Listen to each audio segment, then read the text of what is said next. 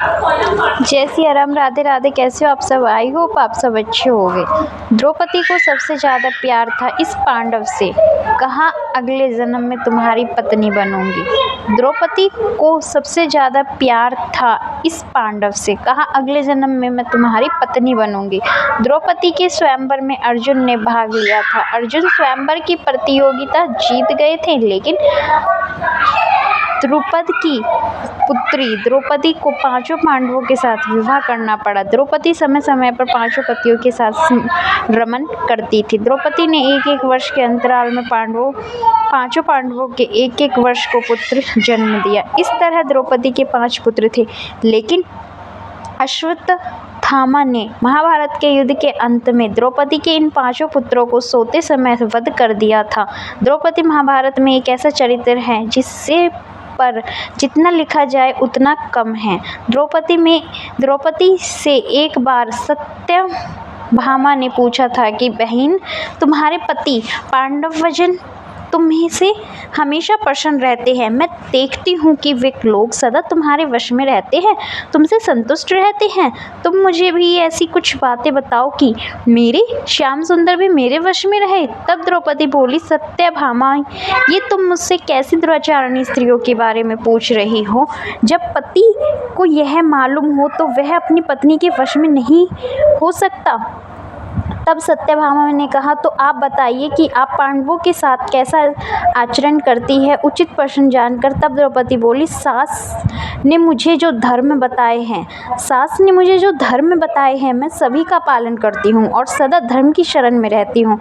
जब जब मेरे पति घर में आते हैं तो मैं घर साफ रखती हूँ और समय पर भोजन कराती हूँ। देवता मनुष्य सजा धजा या रूपावान कैसा ही पुरुष हो, मेरा मन पांडवों के सिवाय कहीं नहीं जाता। पति देव के बिना अकेले रहना मुझे पसंद नहीं। बुरी बातें नहीं करती हूँ और बुरी जगह पर नहीं बैठती हूँ और किसी भी समक्ष असभ्यता से खड़ी नहीं रहती हूँ। इस तरह द्रौपदी ने और भी कई बातें बताई। अब सवाल यह उठता है कि क्या द्रौपदी 5 पांडवों से किसी एक को अधिक प्रेम करती थी, या कि 5 ही पांडवों से कोई एक से उससे अधिक प्रेम करता था?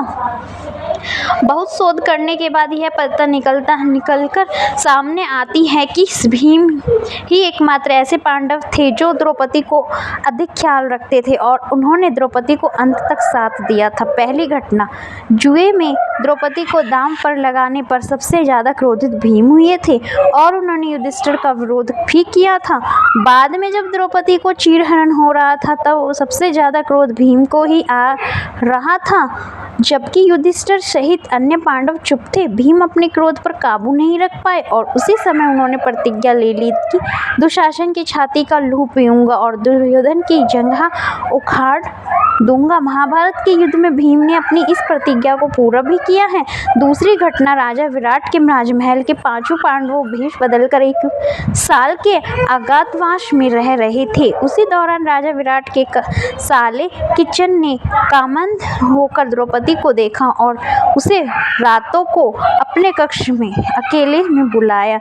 यह बात जब द्रौपदी ने भीम को बताई तो भीम ने किचक का वध करने का प्रण लिया और रात के समय द्रौपदी की जगह खुद किचक के कमरे में पहुंच गए। द्रौपदी समझकर जैसे ही किचक ने भीम को हाथ लगाया, भीम ने किचक को उठाकर पटक दिया। इसके बाद दोनों के बीच युद्ध हुआ और भीम ने किचक का वध कर दिया। तीसरी घटना, जुए में अपना सब कुछ गवा देने के बाद जब पांडव वनवास की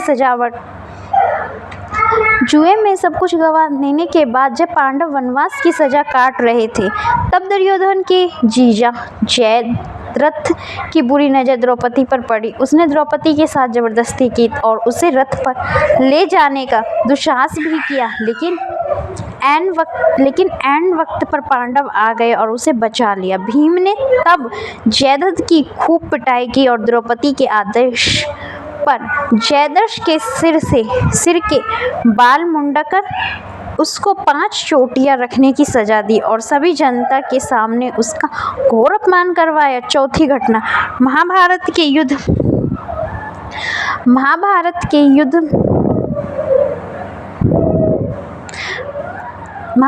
युद्ध की समाप्ति के बाद सभी पांडव सशरीर स्वर्ग गए थे। स्वर्ग और अर्थात हिमालय के किसी क्षेत्र में जहाँ इंद्रिया का राज्य था। पांचों पांडव अपना राजपाट परीक्षित को सौंपकर जब स्वर्ग की कठिन यात्रा कर रहे थे, तब इस यात्रा में भीम ने द्रौपदी को पूरा ध्यान रखा। कठिन चढ़ाई और कांटों भरे रास्ते में हर जगह भीम ने द्रौपदी को हर संभव सहयोग किया। यात्रा के दौरान जब पांडव बद्रीनाथ पहुंचे, वहां से आगे बढ़े तो सरस्वती नदी के उद्गम स्थल पर नदी को पार करना द्रौपदी के लिए कष्टकर हो गया था। ऐसे समय में भीम ने एक बड़ा सा चट्टान उठाकर नदी के बीच में डाल दिया। द्रौपदी ने इस घटना पर चलकर सरस्वती नदी को पार किया था और कहते हैं कि माना गांव में सरस्वती के उद्गम पर आज भी इस चट्टान को देखा जा सकता है। इसे वर्तमान में भीम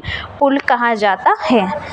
एक जगह द्रौपदी लड़खड़ाकर गिर पड़ी। द्रौपदी को गिरा देख भीम ने युधिष्ठिर से पूछा कि द्रौपदी ने कभी कोई पाप नहीं किया, तो फिर क्या कारण है कि वह नीचे गिर पड़ी। युधिष्ठिर ने कहा, द्रौपदी हम सभी में अर्जुन को अधिक प्रेम करती थी, इसलिए इसके साथ ऐसा हुआ। ऐसा कहकर युधिष्ठिर द्रौपदी को देखे बिना ही आगे बढ़ गए।